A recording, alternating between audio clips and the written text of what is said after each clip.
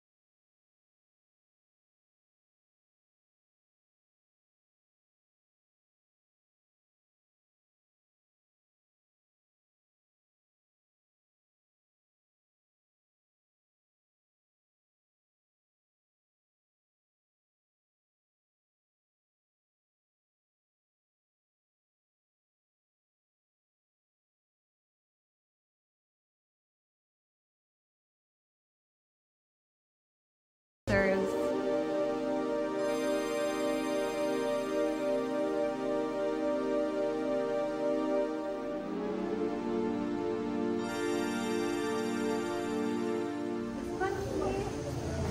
Alright, the first monkey that we're seeing. They're up there too.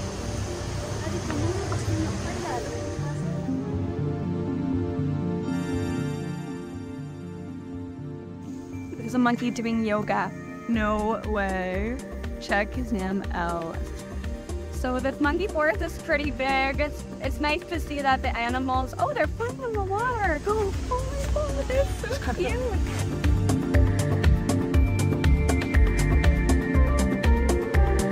Wow, that bug just bit me. You could see where I got stung. Not fun, not fun. But they do have a clinic, I was just told, so I'm gonna go get some cream. I'm just gonna wipe the sting. Perfect, all good. Shanti Shanti.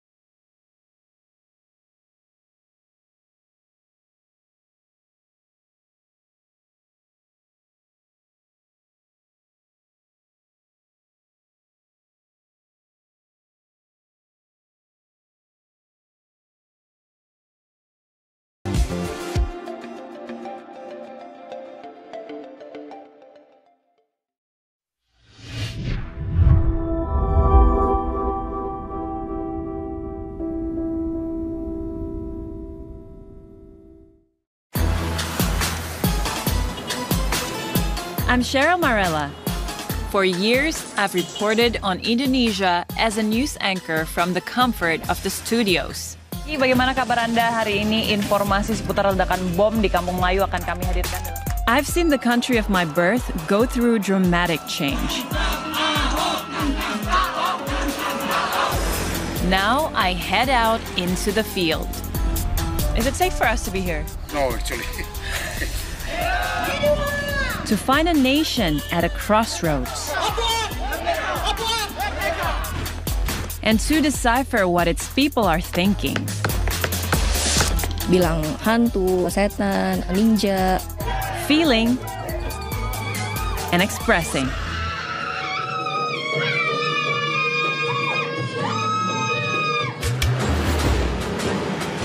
Despite an 87% Muslim majority, Indonesia is not an Islamic republic, but a secular democracy. want to find out how a new brand of conservatism is challenging a tolerant way of life that has existed here for centuries.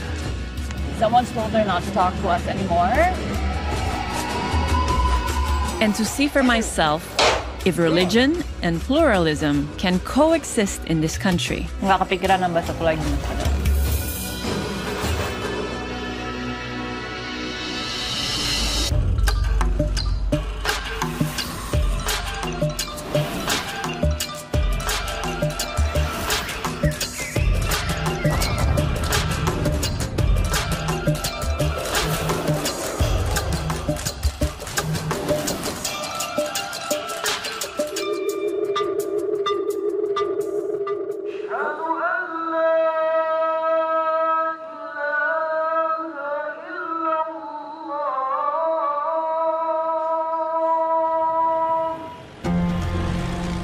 Indonesia is the largest Muslim nation in the world, with over 200 million worshippers living on this archipelago.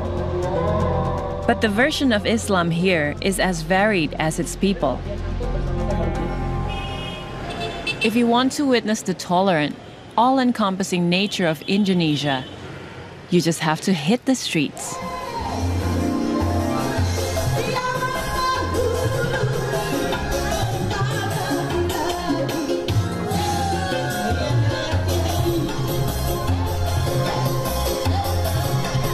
This is Dangdut, a traditional music and dance form that could put Rihanna's twerking to shame.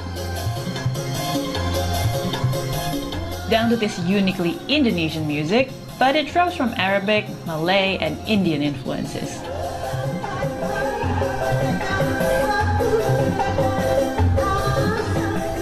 These emo vocals and gyrating moves are central to Indonesian pop culture. But this hugely popular folk music has divided the country between people who love it and the people who think it is un-Islamic.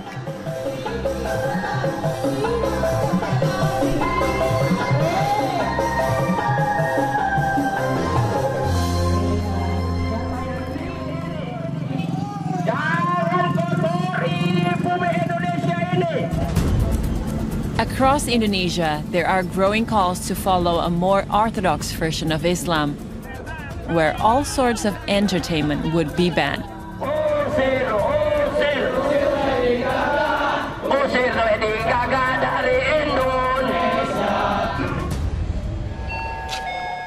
I'm heading to a province in Indonesia where a dangdut and a Lady Gaga performance could land you in jail. Aceh is the only part of Indonesia governed under Sharia law.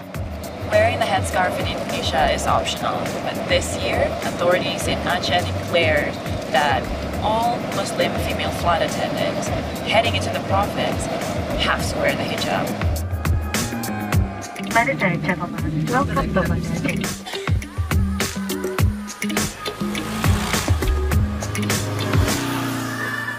There have been growing calls in the country to follow Aceh's way. Now I'm here to find out what that would look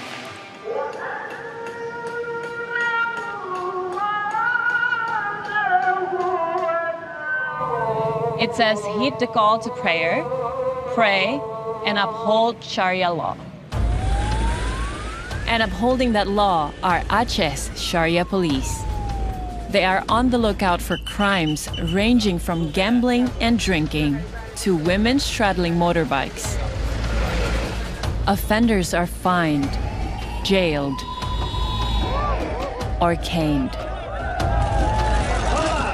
Since 2015, over 530 people have been publicly flogged.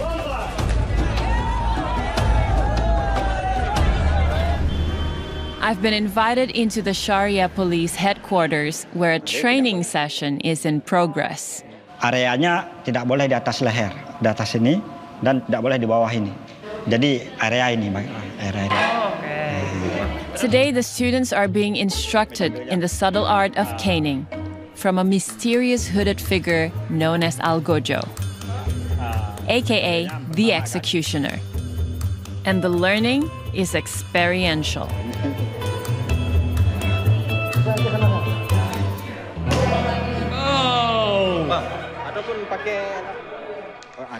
Learning how to cane is not that simple. The Algojos have to follow strict guidelines. Tidak boleh melewati belakang ini. Arms must be straight and swung from a fixed 45-degree angle. Boleh dicontohin? Ya. Algojo, siap. 1, 2, 3, 4, 5. Cukup. Wih, itu nyampe pecah. Banyak pecah. Karena pecah. sampai 100 kali ada.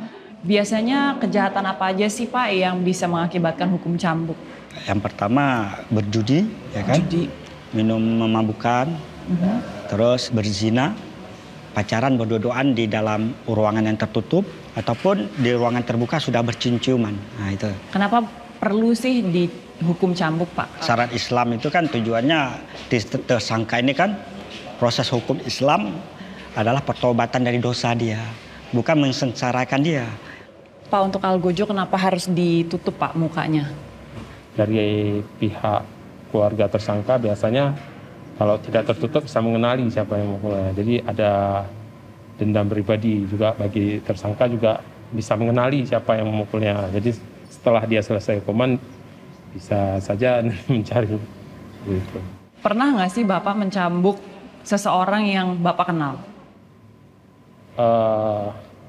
Pernah. Pernah. Bagaimana rasanya Pak? Ada perasaan tertentu, tapi sesuai prosedur tetap aja mukulannya. It's reassuring to know that even hardened executioners have emotions. There is a preconceived notion that Sharia law takes its biggest toll on women's rights.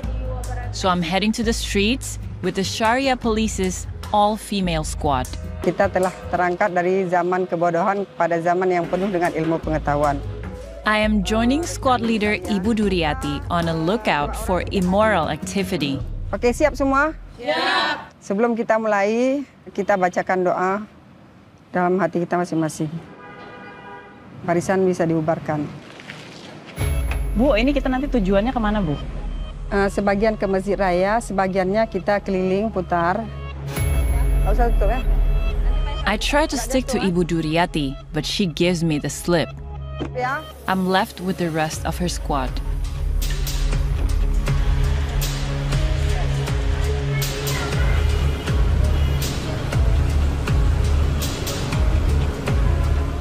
Yang dipatrolin apa sih? Ya, yang dipatrolikan itu untuk yang cowoknya waktu sholat Jumat. Assalamualaikum warahmatullahi wabarakatuh. Kami Satuan Polisi Pamong Praja dan Wilayah Hisbah Aceh menghimbau kepada warga Kota Banda Aceh dan sekitarnya agar segera menghentikan segala aktivitas jual beli dan sejenisnya pada saat sholat Jumat berlangsung. Assalamualaikum warahmatullahi wabarakatuh. I wonder how the squad feels about living under the regulations they enforce. Kalau sebagai perempuan di Aceh di sini, kalau menurut kamu personally gitu ya, Iya. Sebagai perempuan di sini lumayan bebas atau enggak? Bebas di segi apa? General, secara general. Kalau misalnya untuk pergaulan enggak ya? Karena kan di sini ada etika, ada batasan-batasannya. Di segi berpenampilan pun tidak boleh bebas seenaknya gitu. Terus berpenampilan yang sopan, bergaul dengan sopan, dengan etika. Dan kepada kaum muslimin supaya segera melaksanakan ibadah sholat Jumat. Terima kasih. The patrol is a lot more hands-off and lenient than I was expecting.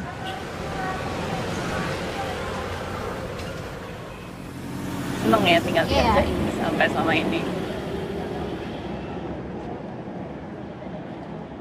Mbak, nanti kalau misalnya Mbak mau tanya tentang penerapan syariat Islam lebih jelasnya, tanya saja sama koordinator kami yang tadi itu. Okay. Someone's told her not to talk to us anymore. I'm starting to sense a little hostility in the back of the pickup truck.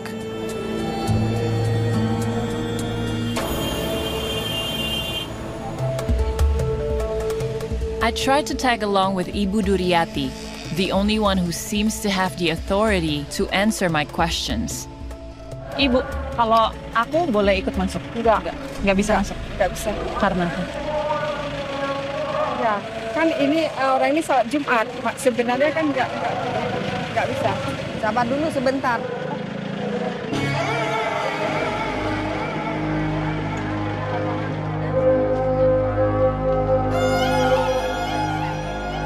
The Sharia squad raids mosques, beaches, and hotel rooms to catch people for offenses ranging from tight clothes to dating. While our cameras follow a reluctant Ibu Duryati, I spot something around the corner that looks illegal.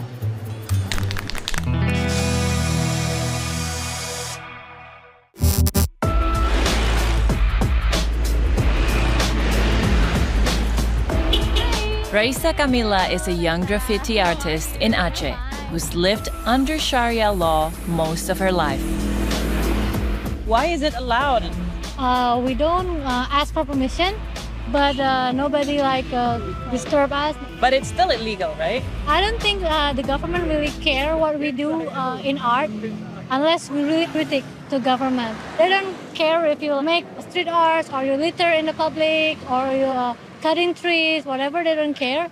They care more like who you date with, how do you wear your clothes, how do you wear your hijab, more on private matter. Despite living with restrictive laws, local artists like Raisa have managed to find a balance between expression and dissent, and they've carved out their own creative space here. So, for you personally, do you believe in Sharia law? I mean, in terms of interfering our private life, I think it's very annoying.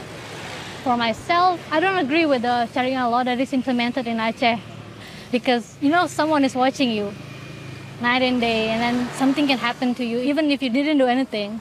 If I just go outside with my friends who happens to be a boy, they can easily accuse me as having a date with that guy and then they can report it to my parents. So how does dating work? It's pretty funny actually because we don't really date in public space. We don't really go to restaurants and then cuddling there. It's impossible. We don't have a cinema where people can watch movie together like a movie date. So you have to sneak around, but it's kind of dangerous. So better not do it here. Have you ever been caught by the Sharia police? Fortunately not. People just saying you should cover your hair properly, but they never report me to the Sharia police, never. Back at the mosque, things aren't going so well. Stop. Udah cukup dulu kami.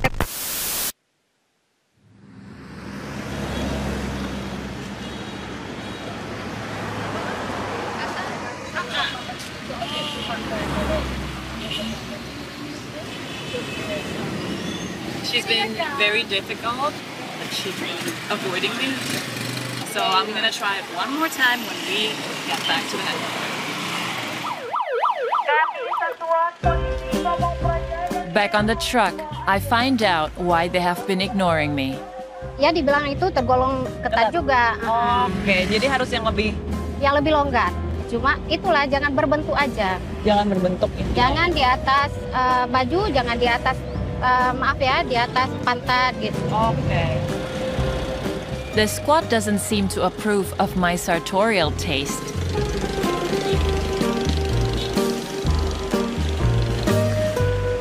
Especially Ibu Duryati.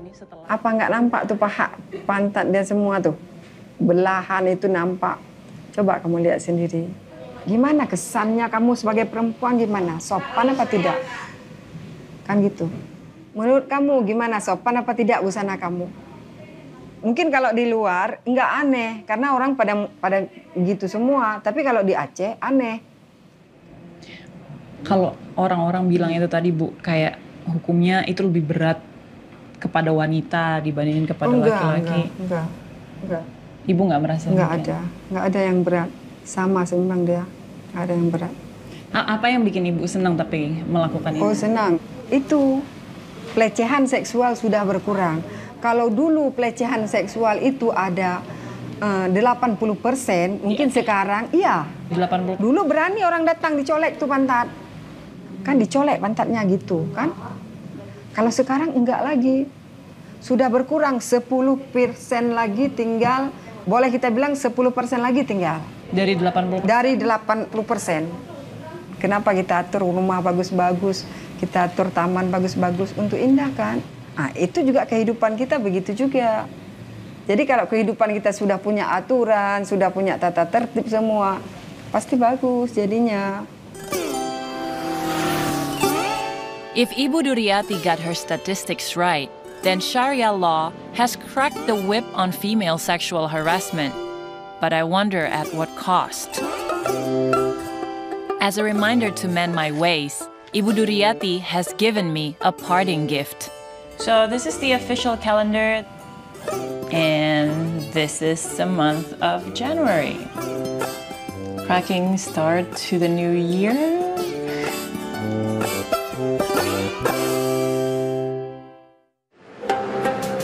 Aceh is currently the only region in Indonesia governed under Islamic law.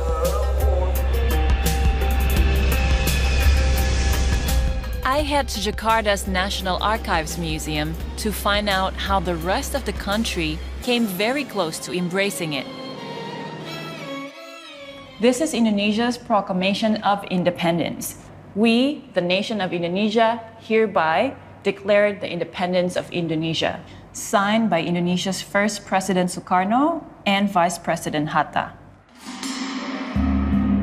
That document, signed in 1945, freed Indonesia from over 3 centuries of Dutch rule and transformed it into a secular democratic republic. In the Constitution, the Founding Fathers enshrined a state philosophy called Pancasila, 5 ideals for every Indonesian citizen to live by. Number 5, social justice for all Indonesians. Democracy, a unified Indonesia. A just and civilized humanity. The first one is Ketuhanan Yang Maha Esa, which is believe in one God. The first Pancasila principle was the most contentious. Hi, you are reading Pancasila. Hai, Ibu. Apa kabar? So I'm glad you are here. You are reading Pancasila, our state philosophy, our way of life. Under the order of Former political party member Halida is the daughter of founding father Muhammad Hatta. And she knows a little secret about Indonesia's constitution. Actually, I can show you the real thing. Yes, that would be amazing. I would love to see it. Me too.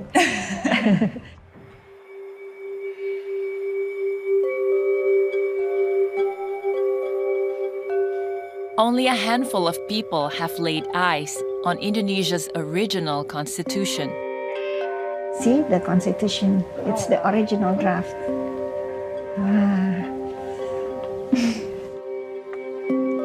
This is very sacred. This is the original constitution. Your father wrote this. Yeah. It is so delicate, I don't know how to open it. On the second page, it's so delicate. And this is the first time you actually hold it in your hand. So I feel like it's so much touching to the heart. Yeah. Right.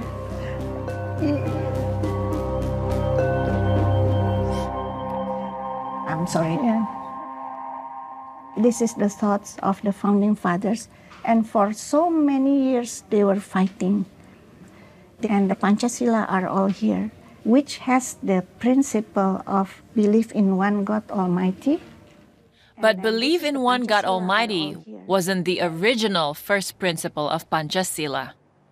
At that time, believe in one God Almighty had 7 more words. Menjalankan syariah Islam bagi para pemeluknya. If I'm not mistaken, that's 7 words. believe in one God, with the obligation for Muslims to follow Sharia law. Those additional 7 words could have changed the ideological and political foundation of Indonesia. But the nation's non-Muslims threatened to separate from the newly formed republic. They felt like somehow not very happy to have the 7 words in the first principle. It's kind of giving discrimination for non-Muslims. And my father at that time, remembering the motto, united we stand and divided we fall, that gave Hatta a considerable cause for thoughts. In order to prevent the splitting of the nation, we agreed to remove the sentence, which was causing so much distress. They decided to remove the Sharia law clause. Yeah, and to replace it with belief in the one Almighty God. Not specifying which God in the Constitution helped pave the way for religious tolerance in the country. Pancasila actually describes our existence as a nation with diversity. It is final, and there is nothing more to argue. People of today who are thinking to change or modify it, I think they have their own hidden agenda.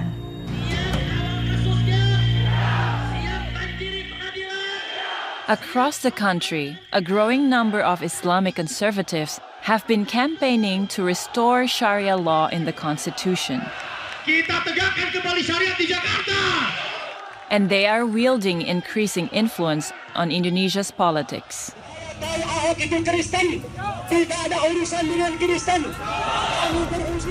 In 2017, Islamist groups accused Jakarta's Chinese Christian governor, popularly known as Ahok, of insulting the Quran.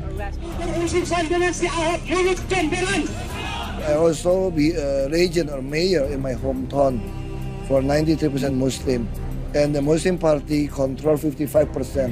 How come I mean to blaspheme the Quran? Ahok was eventually charged for blasphemy and imprisoned. Religion in Indonesia is increasingly being used for political gain, and it's creating more divisions in this traditionally tolerant country.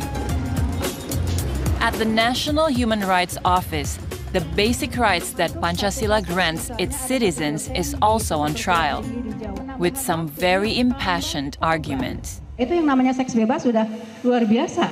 Bagaimana mau mengajarkan nilai kepada anak? Kita harus berpikir menyelamatkan bangsa kita, masyarakat kita. Hidup serumah tanpa nikah dilarang oleh agama dan sangat tercela. The room is filled with members of a conservative pro-family group called Giga. They are here to convince lawmakers to support changes in the nation's 100-year-old criminal code, a relic from the Dutch era.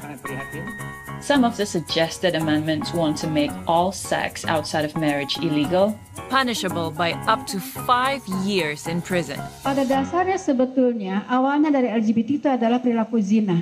Seluruh agama di Indonesia tidak ada yang membolehkan itu, maka kita yakin dengan judicial review yang kita lakukan. Jadi apa yang kita lakukan adalah konstitusional. Indonesia's House of Representatives will decide if the new laws should pass in the next few months.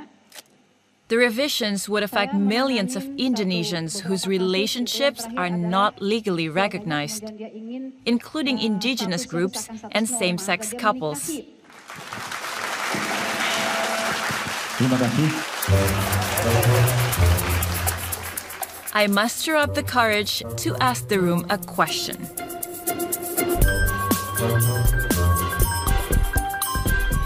Ya, Bapak. Ya. Terima kasih.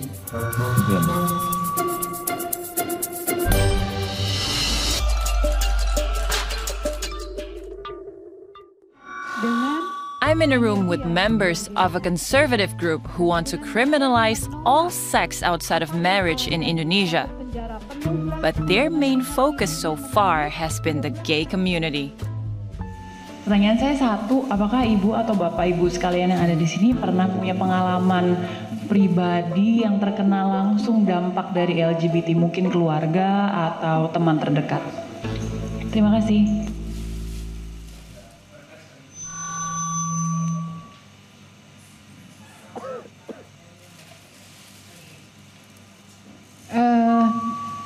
Mbak Seril, saya juga ada beberapa pengalaman teman gitu, tapi memang kita jadi empati terhadap, tapi yang saya tahu mereka itu walaupun melakukan itu tapi merasa tetap bersalah dan ingin kembali. I asked for some time to chat with Giga's leader, Professor Euy Sunarti, who runs a research department on family development at a university. Jadi ketakutan terbesar sebenarnya dari masyarakat atau dari Giga ini sendiri sebenarnya apa sih Bu dengan adanya ini? Jadi yang ditakutkan adalah ketika kehidupan kita tidak sesuai dengan panduan yang kita yakini. Ketika kemudian hukum peninggalan Belanda ini kemudian kita tidak boleh ubah, bukankah itu artinya bahwa kita masih dijajah oleh hukum luar? Karena kita khawatir kalau tidak masuk di dalam perbaikan KUHP sekarang, maka bisa dibayangkan bagaimana perluasan perilaku seks menyimpang itu kemudian beredar di masyarakat. Banyak orang yang akhirnya berpikir, wah ini Indonesia mau dijadiin negara syariah, bagaimana itu Ibu? Padahal sebetulnya tidak.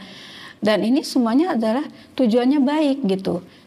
Kita menganggap bahwa itu adalah bagaimana hak keluarga, ingin melindungi anak buahnya, ingin memiliki kehidupan yang dianggap ideal. Seperti yang Ibu tadi bilang bahwa tujuannya adalah sebenarnya supaya seluruh warga negara ini hidupnya lebih baik. Cuman kadang-kadang kan pengertian baik itu masing-masing orang juga beda-beda. Perilaku baik dan benar menurut panduan keyakinan yang kita anut itu yang harus dipegang ketika kita mengaku sebagai manusia yang beragama. Karena Indonesia tidak memberikan ruang kepada orang yang tidak beragama.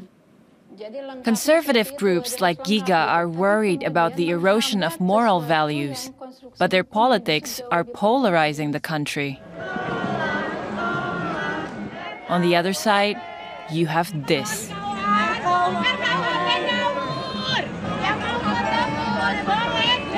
People demonstrating against the amendment to the law they feel violates the tolerance that Indonesians have come to embrace as a way of life. The conservative group who want to enforce their moral standard, they forget that Indonesia is a diverse country, that we have many cultures, we have many religions, we have many moral standards. All across Indonesia, people have been taking to the streets. And over 100,000 have signed a petition to throw out the new draft that would introduce stricter blasphemy laws, limit criticism of the government, and criminalize sex outside of marriage. Some say the new law is targeted at the gay community because homosexuality is not illegal in this Muslim-majority country. Kalau sampai sah rasanya gimana? Kalau sampai sah rasanya agak deg-degan juga sih ya, agak serem gitu ya, karena saya bagian dari kelompok LGBT. Nanti kan saya juga pasti akan kena jerat pasal tersebut. This penal code will open the intervention of other people to intervene our private matters. They will open our room, they will open our bedroom, they will asking what we are doing in a daily life. It will be possible that another conservative group want to incorporate Sharia law. It will possible.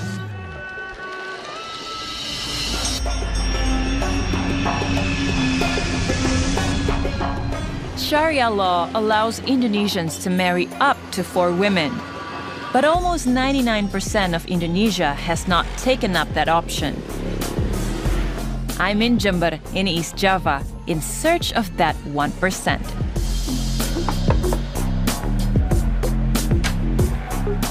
Halo. Malam Mas Fadil. Ini Pak Seril, saya perkenalkan. Misi. Ini istri saya yang pertama. Cheryl. Ini istri yang ketiga. Cheryl. Ini istri kedua. Cheryl. 39-year-old Fadil Muzaki Shah is a polygamist. And he is out and proud about it. Ini foto keluarga. Oh, ini keluarga besar. Ya, keluarga besar itu. Wow. Most Indonesians are single family units and find polygamy a very controversial topic. Pernah nggak sih tapi mendapatkan komentar negatif dari orang? Kalau komentar negatif itu kebanyakan dari kaum perempuan. Kalau kaum laki-laki saya yakin nggak ada sama sekali yang berpikiran negatif. Poligami itu kenapa bisa kontroversial? Karena kebanyakan yang menjalani poligami itu tidak bisa berlaku dengan baik begitu. Poligami yang baik itu poligami yang tidak melupakan atau tidak menomorduakan istri pertama. Although polygamy has not caught on in Indonesia like in other Muslim majority nations, it is becoming more and more tolerated here. Indonesia's first president Sukarno supported polygamy, but then he was something of a ladies' man. He had 9 wives in his lifetime. Ini kamar utama. Jadi ini kamar yang di sini siapa? Yang di sini yang penting saya. Terus kalau mesti berhubungan suami istri gimana dong ini? Kamarnya cuma 1. Ya kan bergantian gitu. Oke, saling pengertiannya tinggi berarti ya. And with the possibility of sex outside of marriage being criminalized, polygamy could be becoming a more popular option. Nah, yang membuat Mas Fadil sendiri akhirnya memutuskan mau memiliki istri kedua itu apa, Mas? Faktor takut dosa saja ya. Faktor takut dosa karena sudah terlanjur kenal, akhirnya dan saya merasa bisa, ya sudah, saya berpoligami. Gitu. Kalau Mas Fadil setuju atau enggak, banyak orang yang bilang poligami itu hanya jadi alasan untuk punya istri lebih dari 1. Kalau saya setuju saja. Yang penting satu niatnya, mereka betul-betul ingin menikah, bukan ingin mempermainkan seorang wanita. In Indonesian law, a Muslim man has to get permission from his first wife before he can marry another. Memang tantangannya itu untuk membuat bagaimana mendapatkan restu itu. Nah, itu ada resep tersendiri, ada ilmu. Apa resepnya? Saya memberikan kasih sayang dan perhatian yang berlebihan dulu kepada istri pertama sebelum saya ngomong gitu. Ketika saya belum ada istri yang muda, seandainya saya kasih uang 1 juta. Ketika ada istri yang muda, saya malah kasih 2 juta istri yang tua. Yang tua yang saya lebihin gitu. Ya, ruang apa ya? Although I'm Indonesian, this is still all very strange and new to me. Sore, Mbak Mina. And I have a ton of questions for the women of the house.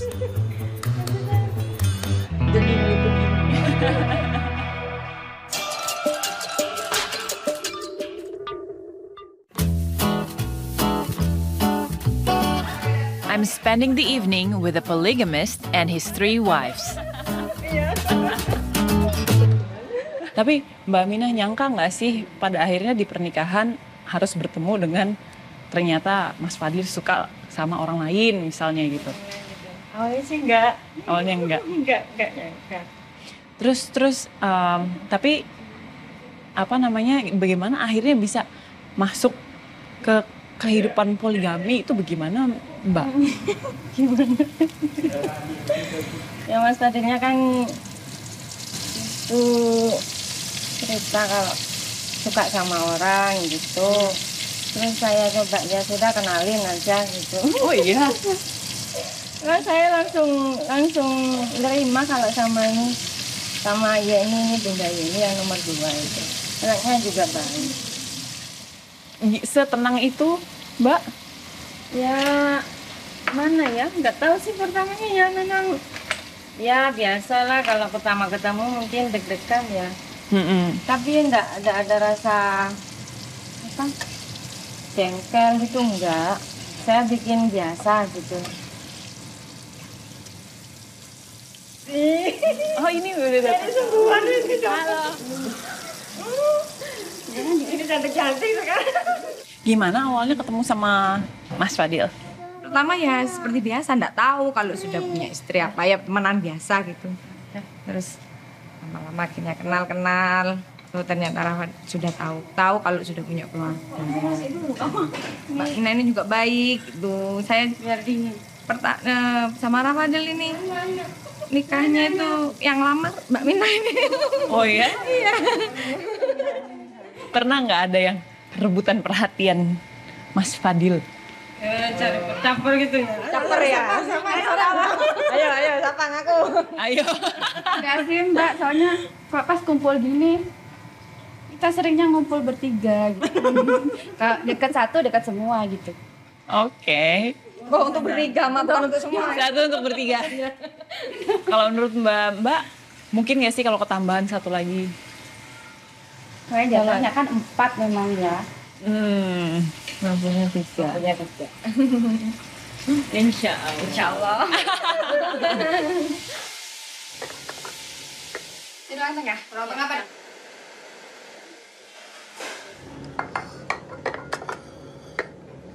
Pinjam ya nanti biar kita selesai kerja. Rahasianya apa Bang Fadil dapat 3 perempuan cantik-cantik Bang Fadil? Ya usaha saja.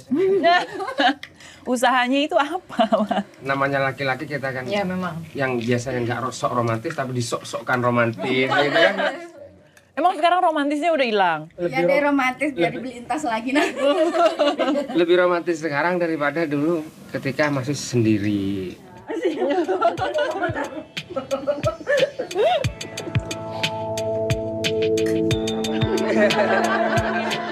When it comes to polygamy in Indonesia, it's a complicated relationship.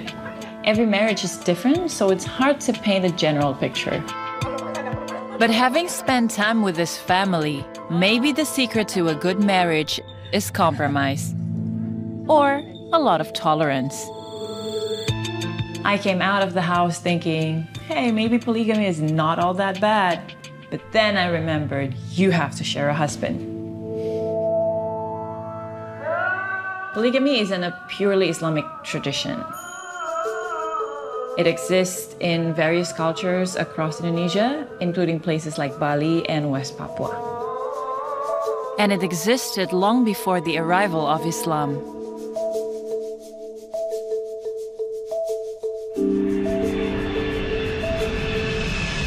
I'm heading to Yogyakarta in central Java, a city rich with symbols of the country's pre-Islamic past.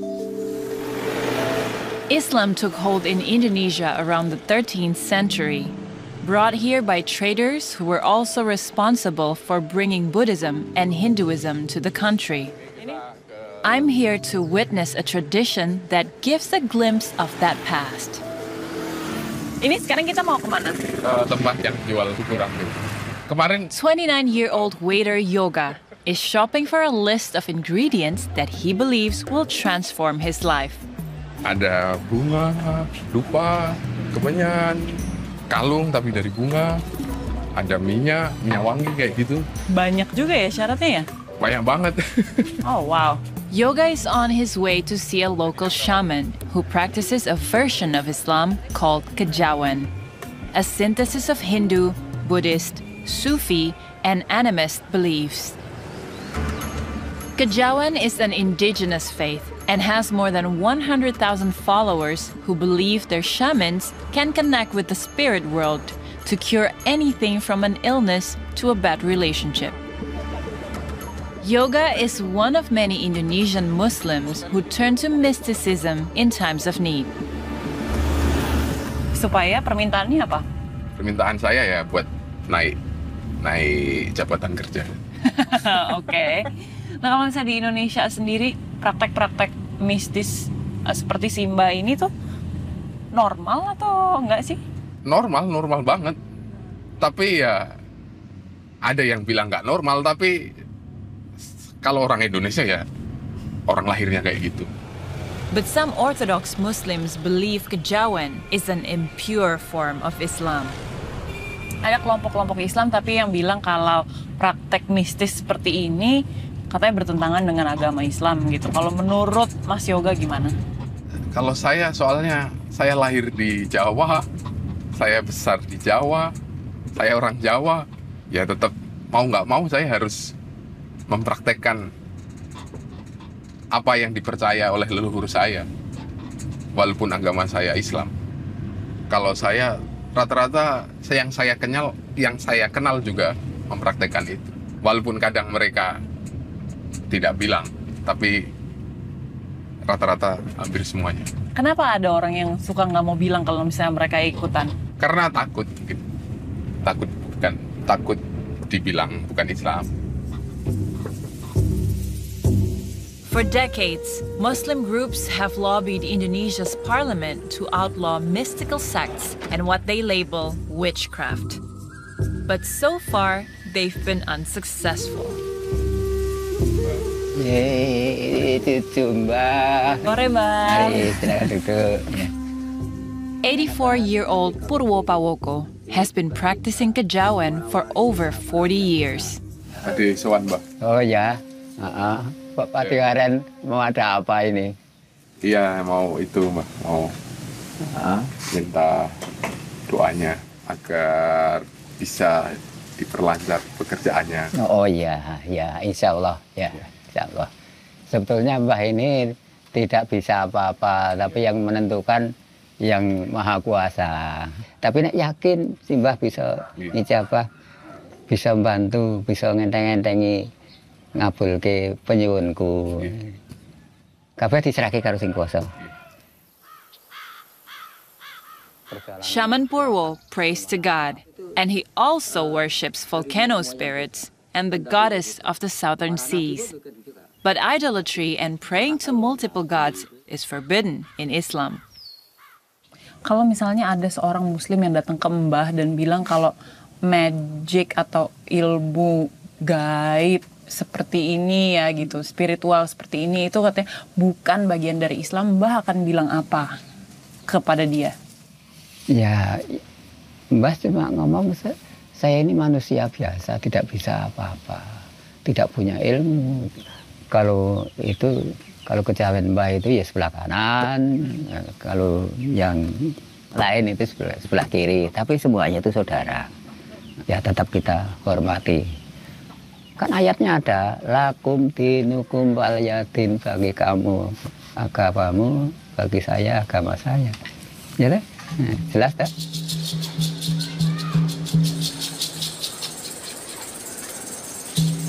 We head to the beach, where Shaman Purwo will make his offerings. Iya. Yang ini tempat singgasana Gusti Kanjeng Ratu. Yang ada bunga? Ya.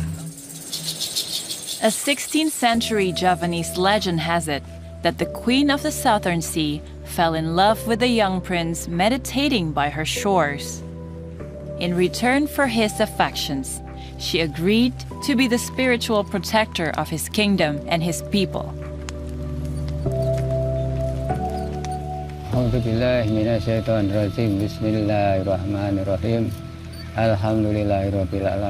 They begin by reciting a Muslim prayer, but that is as far as the orthodoxy goes.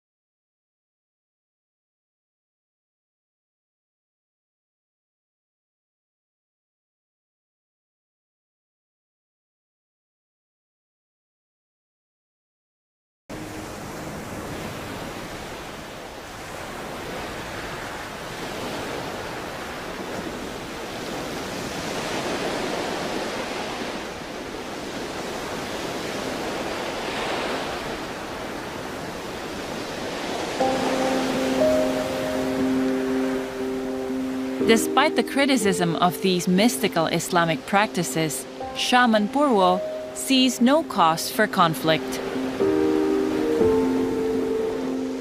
Kedua-duanya itu ya bagus semua, karena semua juga Islam, semua tujuannya itu menghadap ke Allah Subhanahu wa taala. Mestinya kita rangkul bersama. A small ceremony like this gives a glimpse of the tolerance that this nation has practiced for centuries. A tolerance of embracing new ideas and being open to change. Every new election in this democratic, secular country is testing that tolerance. But if I trust the Indonesian way of life, both pluralism and orthodoxy will find a way to coexist. Hopefully.